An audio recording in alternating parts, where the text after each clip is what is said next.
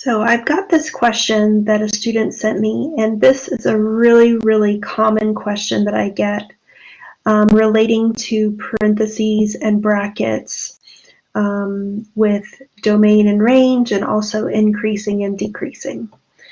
So what we're looking at here is two questions from homework. And one question gives us this picture here and asks us to find the domain and range. And you can see in the answer we use brackets. And over here in this question, we're given a picture and we're asked to find intervals of increasing, decreasing, and constant. And when you look over here at the answers, parentheses are used. So that's the question. Why are we using brackets in one case and parentheses in another case? So first of all, both questions are using what's called interval notation. And in interval notation, you have a lower bound number, you have an upper bound number, and you're going to use either parentheses or brackets next to the lower bound number, or parentheses or brackets next to the upper bound number. And when we look at this notation, this is describing all of the numbers between the lower bound and the upper bound. So it's not just an individual ordered pair. It's not an ordered pair at all. It is an interval of numbers, which is why it's called interval notation. It's an interval of numbers that starts here and ends here. And these parentheses and brackets that we put on the end are supposed to tell us whether we include the numbers on the end or don't include the numbers on the end. So the parentheses mean that we do not include, and the brackets mean that we do include those lower bound and upper bound. Okay, so that's first part, making sure we understand what the parentheses and the brackets mean. Now, with the, I've put in some definitions from our notes. Definition of domain. Domain is the set of all first coordinates, which is our x's.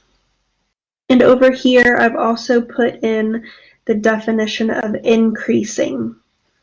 Now, what I want to emphasize here is that different sources will define increasing in different ways. Domain is pretty solid across all sources of being first coordinates and the x's, but the definition of increasing, very slightly different wordings, different technical things can change the way that we answer this question. Not hugely, but slightly. So the definition that I'm using right now is from my college algebra class. And this is the definition that's given. A function f is increasing on the interval a to b. So I wanted to point this part out here because in the definition, they are using interval notation and they're using the parentheses here. So in the definition, we are not using the endpoints. We're only using the interval itself in between a and b. So let me continue. A function f is increasing on an interval from a to b if for any x sub 1 and x sub 2 chosen from the interval, with x sub 1 being less than x sub 2, then f of x sub 1 is less than f of x sub 2. So in a little bit less technical terms, the graph of an increasing function always goes up from left to right. So our y's on the right will be larger than our y's on the left. So just going back to the reason why we're using parentheses when we're talking about increasing, decreasing, and constant. We're using parentheses because that is how the definition has been stated to us.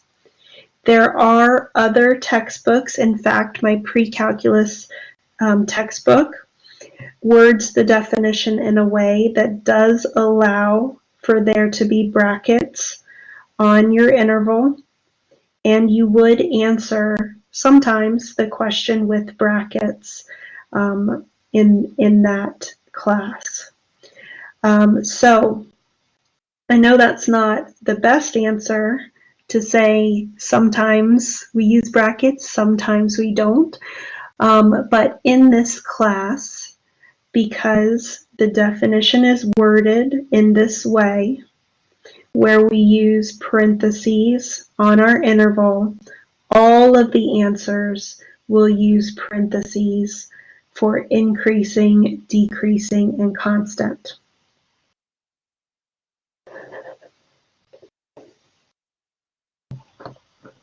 So while we have these questions up here, let me just explain how I would come about answering them, even though we already have the answers written right here. So in this first question, we are going to use this graph to determine the domain and range of the function. And maybe I can even zoom in on this a little bit. So if I'm looking for the domain and range of a function, I'm going to use a pencil or a ruler, and I'm going to hold that ruler vertically to find the domain and horizontally to find the range. So when I hold it vertically, I am pointing to the x scale. So I'm thinking of this as a line, and this line points to somewhere on the x scale.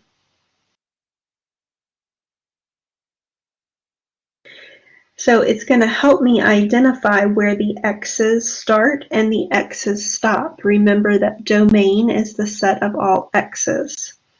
So I can see here that the first time my vertical line, my ruler, my pencil is hitting the graph is right here at this point.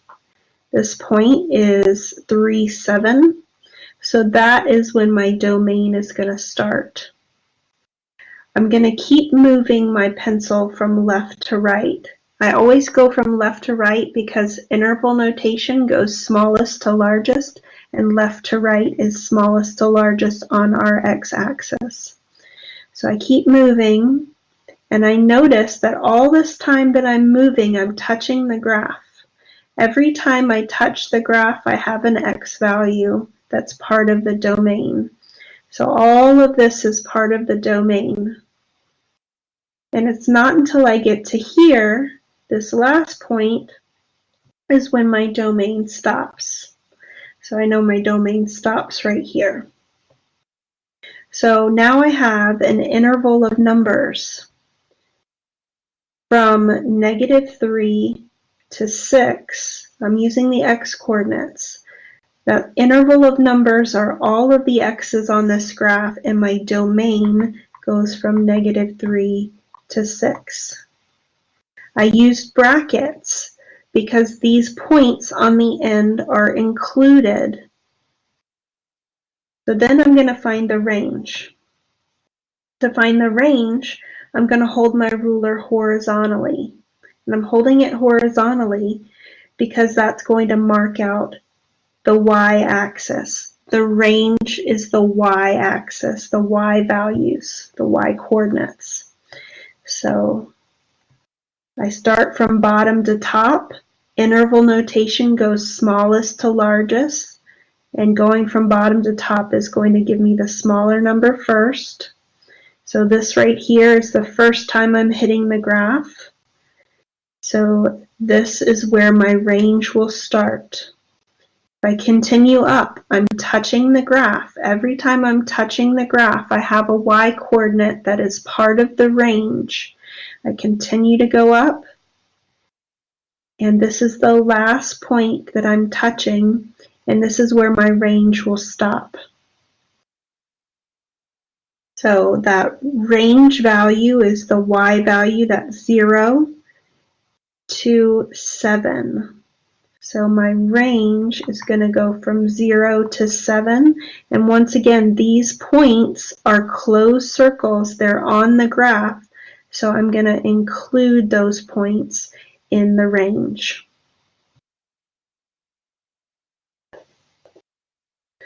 Okay, so I've shifted over here to the other picture. And I'm going to erase some of this so it's not quite as messy. And on this one, we want to determine the intervals of increasing, decreasing, and constant. So first I want to get an overall idea from the picture. And from this picture, we're going to start on the left and move to the right. And the reason why we do that is in the definition of increasing and decreasing over here. We want x1 to be less than x2. We want to start on the small side and work to the bigger side. So we're going to go from left to right. And the increasing and decreasing refers to what is happening with the y values. F of x1 and f of x2 are the y values. So as we go from left to right, we're going to observe what is happening to the y. So starting from here and moving this way, our y values are decreasing, then increasing, then decreasing, then constant. So I'm going to label that with some colors.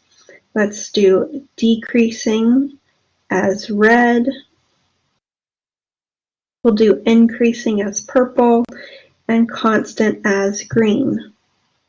So we're able to identify the decreasing, the increasing, and the constant, but we've got to be able to write the answer down the way that we're being asked over here. So the function is increasing on the interval. We're going to use interval notation separated by commas.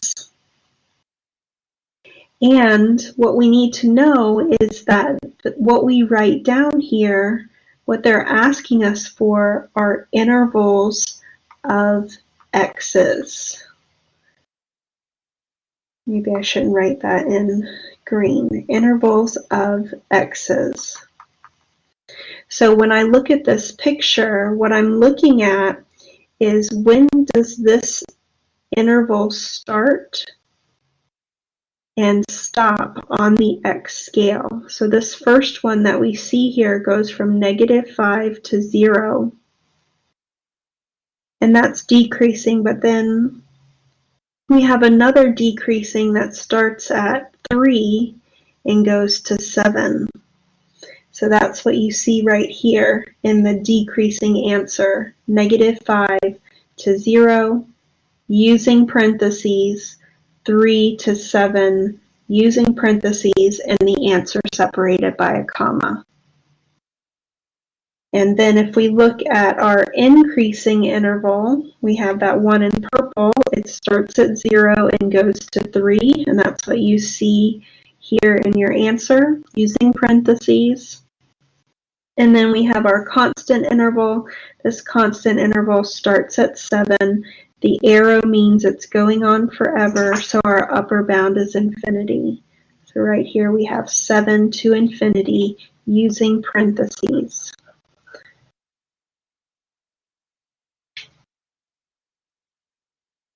So on this question, we are given the graph, and we're asked to find the domain and range. This graph is a complicated graph. It is a graph of a rational function, which we're going to study in a lot of detail later in the semester. So The reason why I say it's complicated is because you may not recognize some of the things that are drawn on this graph or why they're drawn on this graph. So I'm going to start with these dotted lines that you see, why they're there, and how we should interpret them. So when we study this in a later chapter, these dotted lines that we see here, they're going to be called asymptotes. So this particular graph, this rational function, would have a horizontal asymptote at y equals 5, and then down here we have two more of these dotted lines, and these would be vertical asymptotes. And these asymptotes act as guides on where all of these arrows are trending towards. So all these arrows that you see here, you can see are getting close to the dotted lines. And so the dotted lines combined with the arrows explain to us what is happening with this graph.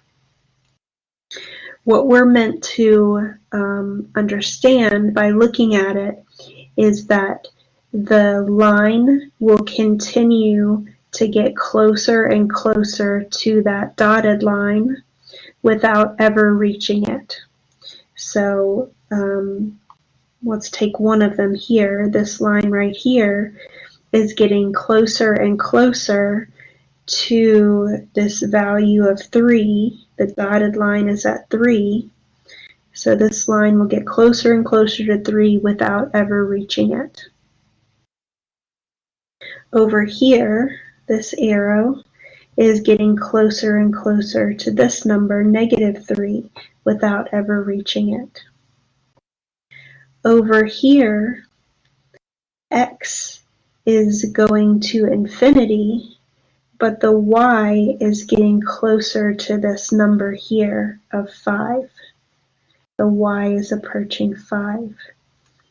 Over here, x is going to -infinity, and y is going to that dotted line, which is 5. So that's what we need to start off understanding before we can find the domain and range. So I'm going to find the domain and range now with that strategy that I typically use. I'm going to hold my ruler vertically, and I'm going to start on the left. The reason why I'm holding it vertically is because I'm paying attention to the x's, which are the domain.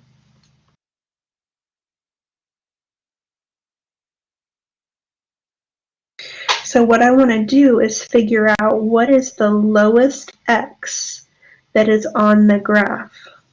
Now, because of this arrow here, I know that the graph will continue to go further left and further left and further left and further left. So there actually isn't a smallest number, a smallest x. So we're going to start our domain at -infinity. So let's continue moving to the right. Notice that I am touching the graph with my ruler, and that means that all of these x values are a part of the domain. And I'm going to continue moving to the right. Notice we're getting towards that arrow, getting towards that dotted line. So remember what we said that meant. That line will continue to get closer to the dotted line without ever reaching it. Without ever reaching it. So that means that -3 is not part of the domain.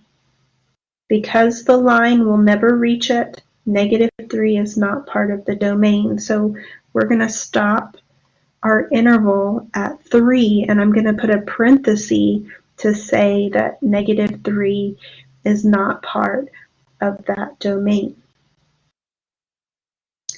Now, as I continue to move to the right, notice that I'm reaching this arrow over here.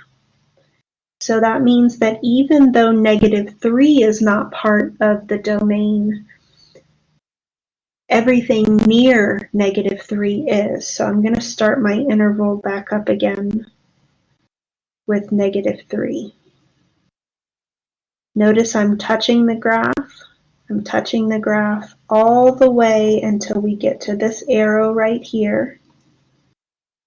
And if we remember what that means, it will continue to get closer to the dotted line without ever reaching it. So that means that 3 is not part of this domain. So we're going to stop that interval at 3. I'm using parentheses again to indicate that it is not part of the interval. On the other side of the dotted line, we have this arrow. So numbers that are bigger than 3 are included. And we continue on. And this arrow here indicates that we're going to continue the line going on and on and on and on forever to the right. So we continue our domain to infinity. So we've now found the domain, -infinity to -3, union with -3 to 3, union with 3 to infinity. Now what does that actually mean? If we think about that on a number line, what we're saying is the number -3 is not part of the domain. The number 3 is not part of the domain, but all of the numbers, all of the other numbers on the number line are part of the domain.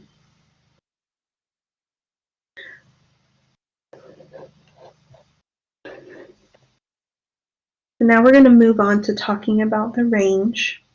I'm going to adjust my ruler to hold it horizontally because we're looking at the y values.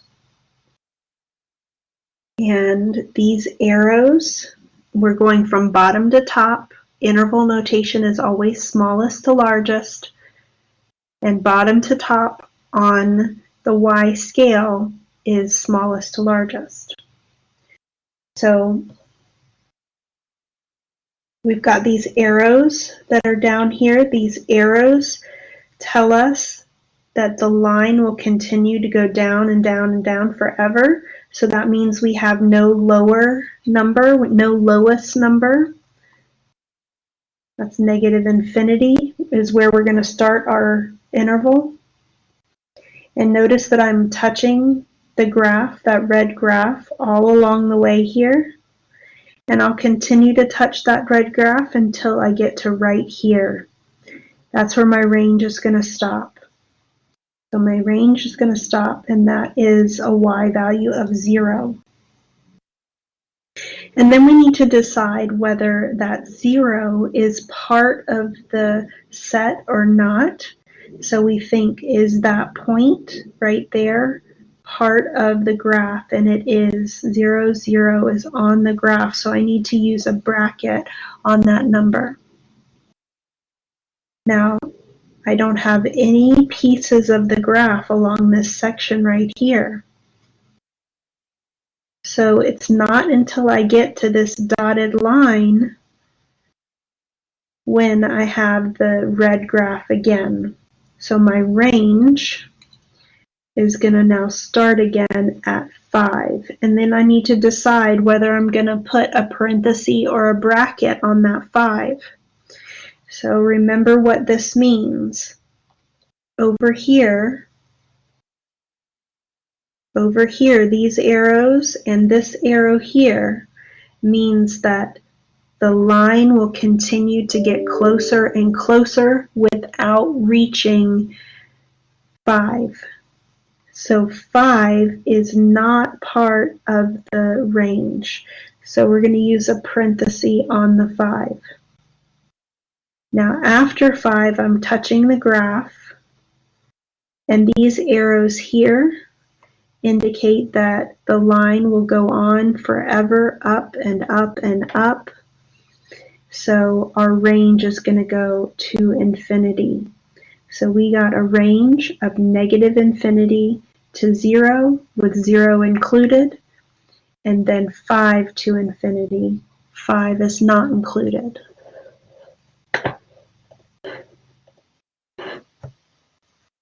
On this question, we want to use the graph of y equals f of x to answer the question, for what values of x is f of x less than or equal to 0? So what we need to do in this question is really make sure that we remember what these symbols mean. F of x means y. So we want to know when y is less than or equal to 0. So let's focus on the y scale. So we've got our y-axis. Y-axis is the vertical axis. And we know that when we label that scale, we start at the origin here with a 0 on the y scale. And then we count up. It looks like this one is counting by ones, 1, 2, 3, 4, 5. And then counting down, we have -1, -2, -3, -4, -5. So this is going to help us with what we need on this question, really understanding this, what we call coordinate plane. Sometimes it's called the Cartesian plane, named after René Descartes, the mathematician that developed it. So if we understand the scale, we can answer this question. So what we know about the y scale is that all of the numbers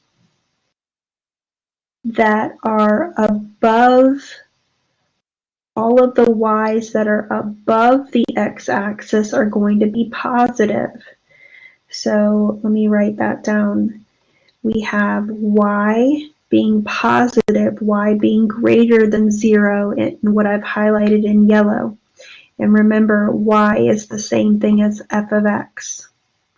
So f of x is greater than 0 on that portion. We know that below the x-axis is where all the y values are negative. So y is less than 0. F of x is less than 0. And then right on top of the x-axis, that is when y equals 0, when f of x equals 0. So remember our question. Our question is, when is f of x less than or equal to 0? When is y less than or equal to 0? So what we want are the portions of this graph where we have equal to 0 or less than 0. So let me highlight that for you guys in this purple color. So we have an open circle here, and this section here, which is below this point, which is on the x-axis, this point, which is on the x-axis.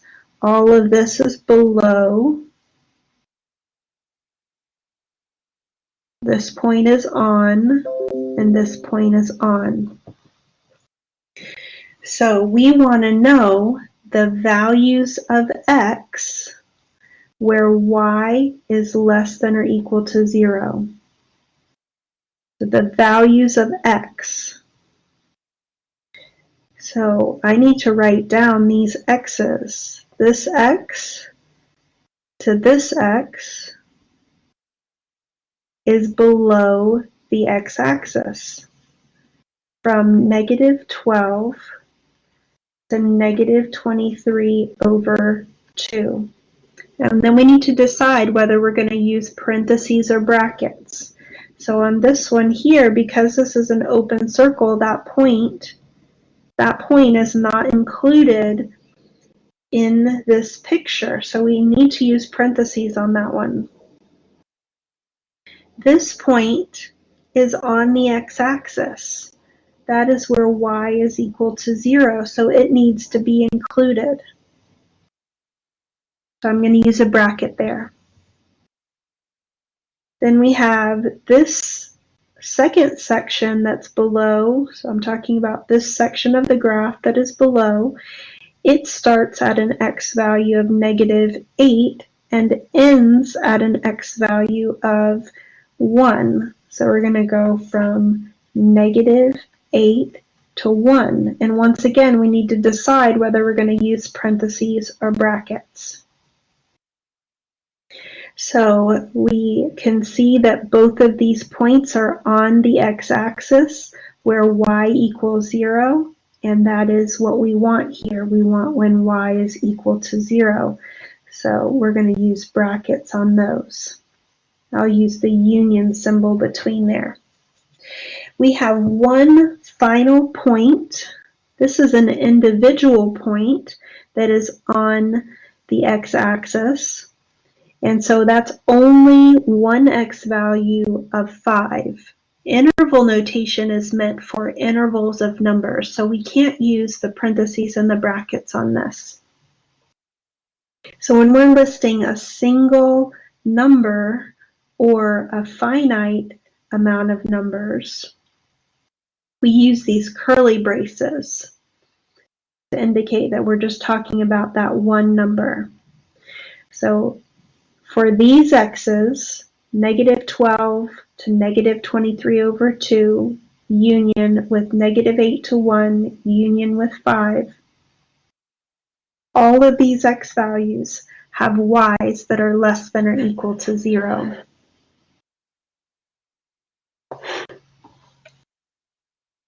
For this question, we want to determine if the function is even, odd, or neither.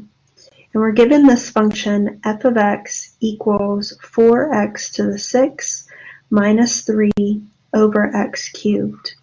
Now before we can determine if that function is even, odd, or neither, we need to know what that means. So a function that is even is defined in this way right here. It will have this property. F of x is equal to f of -x. Now those symbols can be a little bit confusing, but those symbols are just another way of talking about symmetry. The graph of an even function is symmetric about the y-axis, which means that for every point xy on the graph, we will have the mirror of that point, which is -xy. So you'll notice that here, the x and this x are opposites of each other, but these y's are equal to each other. And that's exactly what these symbols right here mean. X and -x are opposites. However, the y and this y are equal to each other. So this is the definition right here, and this is the definition that we're going to use to help us answer the question. So that's for even. For odd, we have a very similar definition. A function is odd, and we have this definition right here for odd. Negative f of x equals f of -x. Once again, these symbols are a little bit confusing, but those symbols just mean that the graph of an odd function is symmetric about the origin. That means that each point xy on the graph will have the mirror point of -x, -y. So take a look at this ordered pair. The x is opposite of this x. This y is opposite of this y. And these symbols right here in the definition have the same meaning of that origin symmetry. We have the x and the x being opposite, and because of this negative here, the y and the y are also opposites. So now we know the definitions. Let's talk about the process that we're going to go through. Both definitions contain f of negative x. So we're going to calculate f of negative x. And once we calculate f of x, we're going to do a comparison. We're going to see if our f of negative x, we're going to see if our f of negative x follows this pattern, or we're going to see if it follows this pattern. So we're going to check to see if it's the same, or we're going to check to see if it is the opposite. And that's going to help us decide whether it's even or odd. And if it doesn't fit even or odd, then we say neither. So let's do that calculation. F of negative x.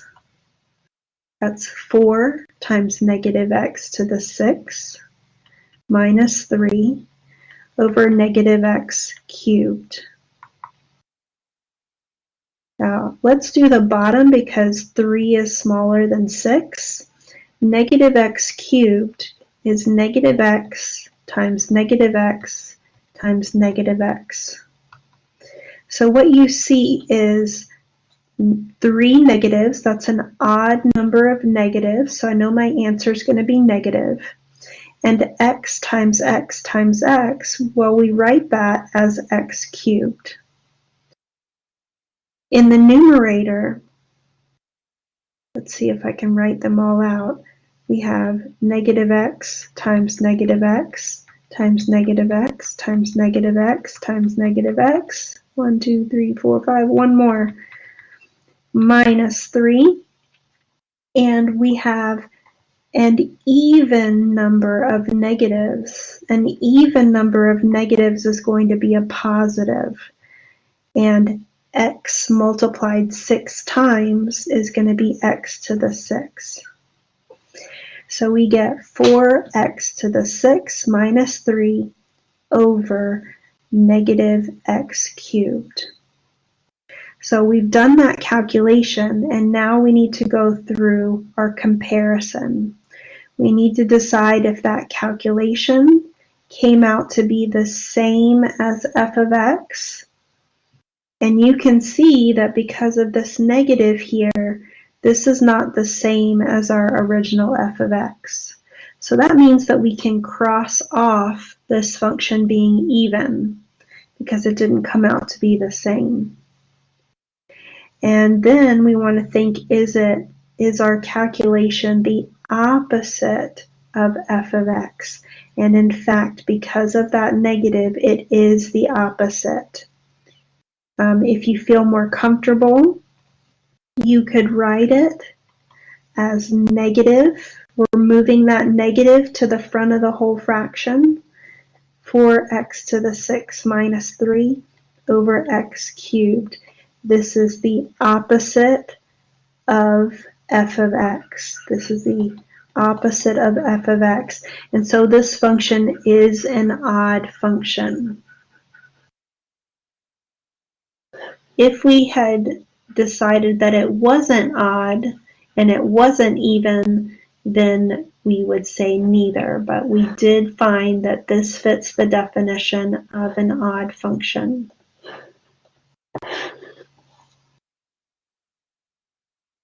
Determine whether the following equation defines y as a function of x.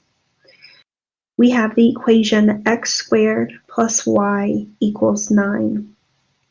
So this question is asking if this equation is y as a function of x. So I pulled up from our notes the definition of a function.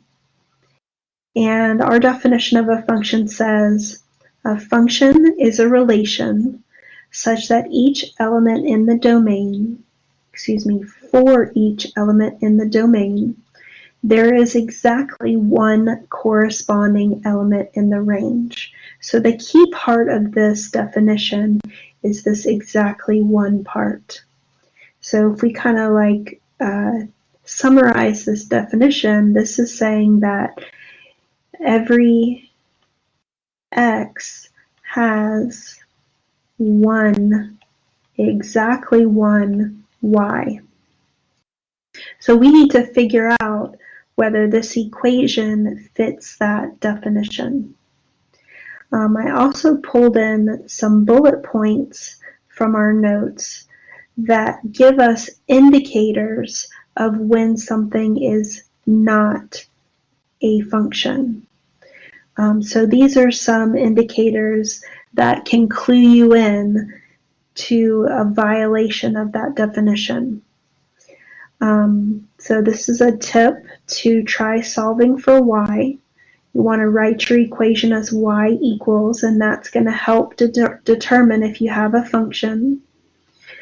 If you end up with a plus or minus, when you do that, that means that you have two y's for your x's, and that is not a function. When you have an even power on y, that's going to lead to the plus or minus, and once again, that is not a function.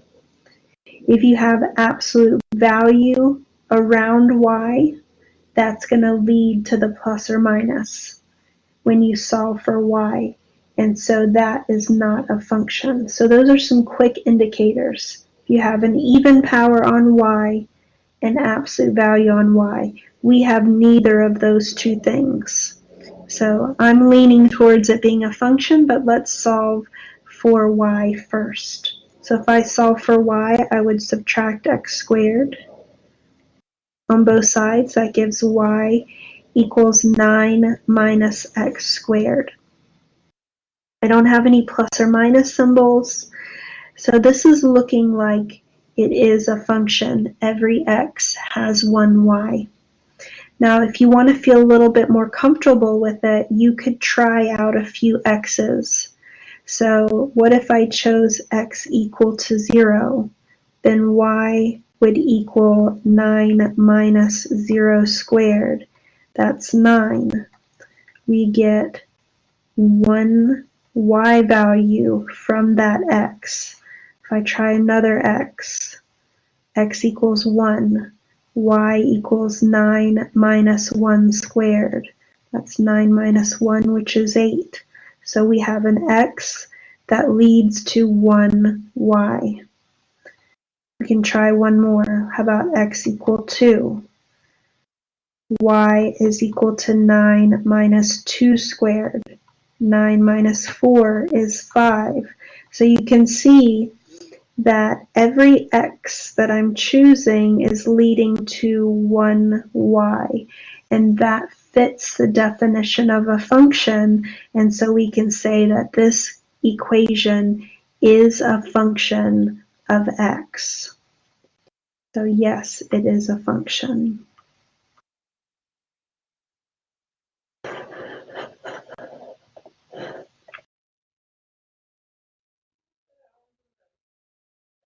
Thank you for checking out my videos. Have a great day.